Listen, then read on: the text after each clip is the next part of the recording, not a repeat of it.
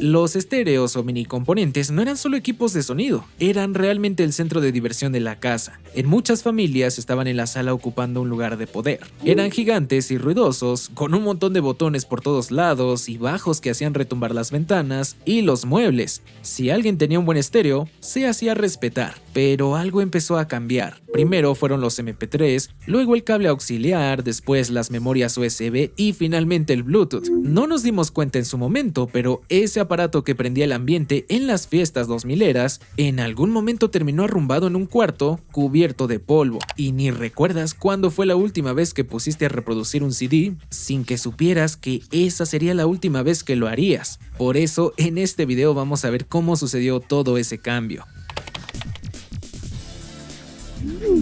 Piénsalo un segundo. ¿Cuál era el aparato más importante de la casa en los 90 y principios de los 2000? Sí, el televisor, obviamente, pero justo al lado, el estéreo. Y no cualquiera, hablo de ese mini componente enorme, pesado, lleno de luces, botones por todos lados, perillas, pantallitas con un montón de animaciones y unos bajos que literal hacían retumbar toda la casa. Este aparato no pasaba desapercibido, sino que tenía presencia e imponía respeto con su estética ruda y futurista. Si no tienes idea de qué hablo, pues te digo que este no era un simple gadget más. Era un aparato serio que se compraba con mucho orgullo. Costaban caro y eran de esas cosas de las que nadie, pero absolutamente nadie podía tocar sin permiso. En muchas casas, antes de la bocina buchona, este era el verdadero centro del entretenimiento para fiestas. Porque antes de Spotify y de los servicios en streaming, de la adopción masiva de los audífonos y de andar con el celular pegado, la música se escuchaba en volumen alto y se compartían los exquisitos gustos musicales con todos. En la sala, en la cocina, en el patio, en todos lados debía sonar. Y por eso el estéreo, como normalmente se le decía aquí en México, se vendía como un aparato para toda la familia. No era un capricho personal como una barra de sonido de esas carísimas que venden hoy, ni un hobby raro de audiófilos mamadores, sino parte de la vida diaria. Tenía funciones que hoy suenan realmente a prehistoria. Y no me dejarás mentir, hablo de los casi extintos CDs, MP3, casetera, radio, auxiliar y lo que hiciera falta. Y se ponía en el centro de la sala, bien visible y nada de esconderlo en el cuarto como ahora para tener tu preciado diseño minimalista y genérico sacado de Pinterest. Que sí, antes de que me digas que soy un pendejo. Sí están chidos. En realidad, debía presumirse. Había muebles hechos específicamente para eso, con las repisas medidas al milímetro para las bocinas que encajaban casi al toque. Y sí, cosas bien raras que ya pasaron de moda, porque esto se lo ponían justo en el centro de la sala como si fuera una escultura moderna o un altar de tecnología. ¿Por qué? Simplemente tener un buen equipo de sonido era señal de estar al día y de tener cierto poder adquisitivo. Así, sin rodeos. Y claro, como todo objeto de poder tenía jerarquía. En cada casa había alguien que mandaba sobre el estéreo. Aquel elegido que tenía el control remoto era como el rey. Casi siempre tu papá o tu mamá, y si no, ya tus hermanos mayores. Decidían qué se escuchaba, cuándo se escuchaba y a qué volumen. Y casi siempre había reglas establecidas. No le muevas a los botones, no toques el ecualizador, no cambies mis discos, ni por error pongas ese CD rayado. Algo que recuerdo un montón es que siempre que encendías uno de estos, era como si te quisiera dar un mini show de luces y sonidos bailando en el display. Solo con apretar el botón de encendido, se iluminaban todos los botones y te aparecían todas las funciones del estéreo encendidas en el display. Si tenías visitas, una pequeña reunión, había una forma rápida de presumir que tu estéreo era el más cabronzón, y esto era con el bajo. Si los graves retumbaban en tu pecho o si las ventanas vibraban, nadie lo discutía. Este sí era estéreo.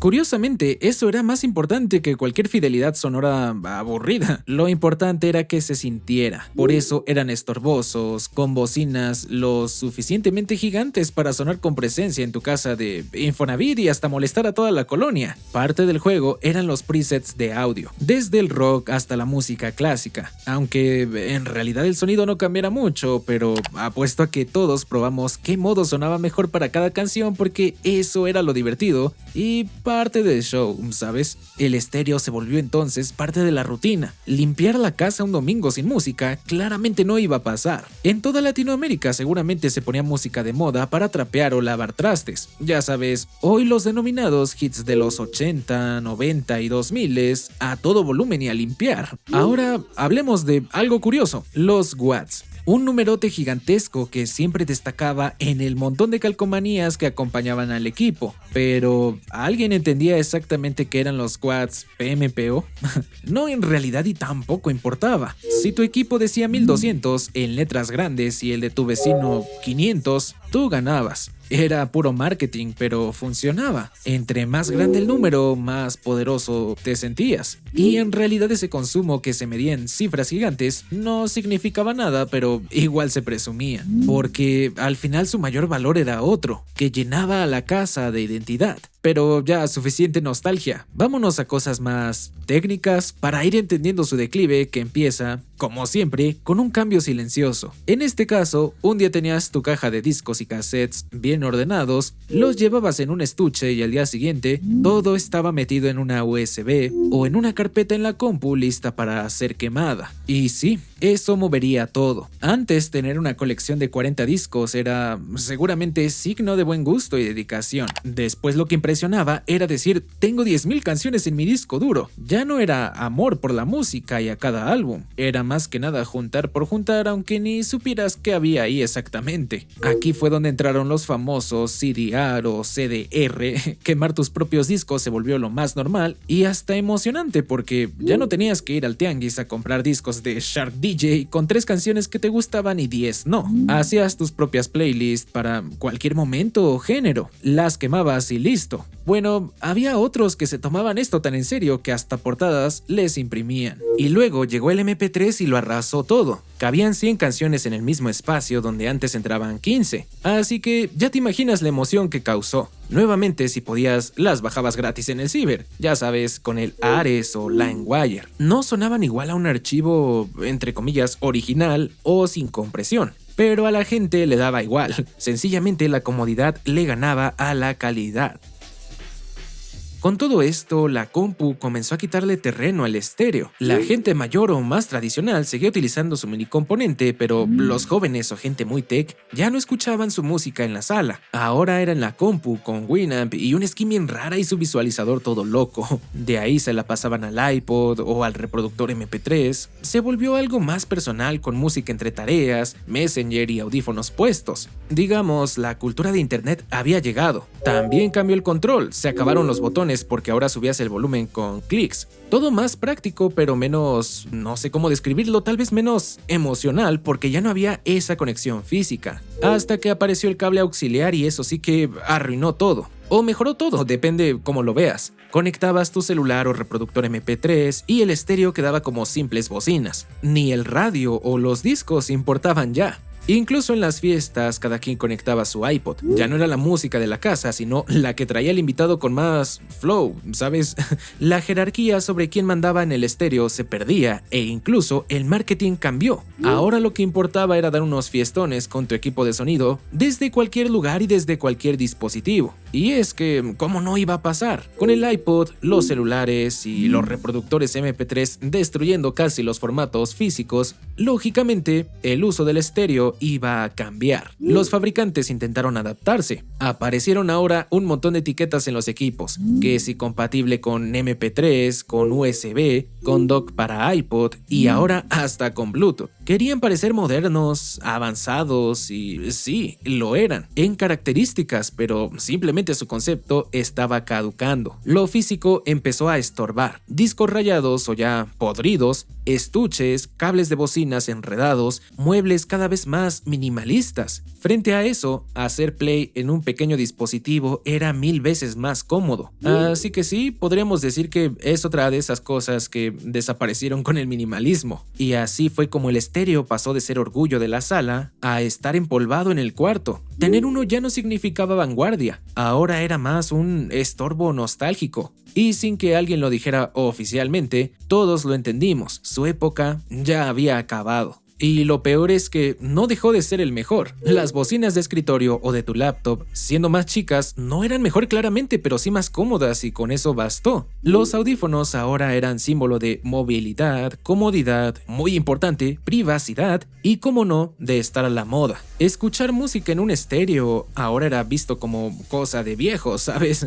Encima llegaron los teatro en casa y las barras de sonido, que son equipos pensados para la tele. Y como hoy se ve más video en la sala, la que lo que se escucha música ganara un espacio rápido. No eran mejores en todo, pero eran más compatibles con el hogar actual. Y eso, como sabrás, ya también casi que murieron junto a la TV tradicional. El mercado lo entendió, dejó de vender equipos grandes y pasó a vender soluciones simples. Con esto me refiero a bocinas compactas e inalámbricas. Lo que antes se presumía por sus watts y lo estorboso que era, ahora se vendía por su practicidad. Aunque suene raro, se fue de la sala no por su culpa únicamente. Fueron nuestras casas las que cambiaron y el entorno ya no lo necesitaba. Hoy la música generalmente ya no se guarda. Está disponible en todos lados siempre y cuando tengas internet. Y aunque eso suene súper cómodo, la verdad es que cambió todo. Porque cuando algo está ahí tan disponible y accesible todo el tiempo, deja de sentirse especial. Y no quiero sonar al típico güey que defiende lo de antes, pero creo que sí es interesante analizarlo. Porque antes tenías tu colección donde cada disco era una elección pensada. Hoy es verdad que tienes acceso a todo, pero al mismo tiempo no tienes nada. La música tampoco suena mejor fuera de los audífonos. Si bien los estéreos no eran famosos por su fidelidad de sonido, al menos la música se escuchaba mejor a como hoy el 80% lo escuchamos en una bocina mono salida de China. Y creo que a eso también nos hemos acostumbrado, a escuchar música así y escucharla mal, y lo hemos normalizado, cuando antes a la música se le respetaba más, por así decirlo. El streaming infinito también borró ese orgullo de acumular tanto discos como archivos en tu computadora. Ya no presumes tu colección o decir mira lo que tengo, sino que pones lo que sea entre tus 50 playlists y ya. Y eso si no eres tan huevón, porque si no te dejas guiar por lo que un algoritmo piensa que es lo que tú quieres escuchar. La bocina portátil se volvió el nuevo centro social porque ya no te mueves hacia la música ahora se mueve contigo. En las reuniones el que agarra el celular y pone la playlist tiene el control del ambiente. Así de sencillo, el celular es el nuevo control. En algún momento, sin darnos cuenta, este se volvió todo. Reproductor, biblioteca, DJ, control remoto, bocina portátil, todo en la palma de tu mano. El estéreo no murió por no innovar con nuevas tecnologías. Murió porque la música dejó de ser estacionaria. Ahora la llevas contigo a todas partes.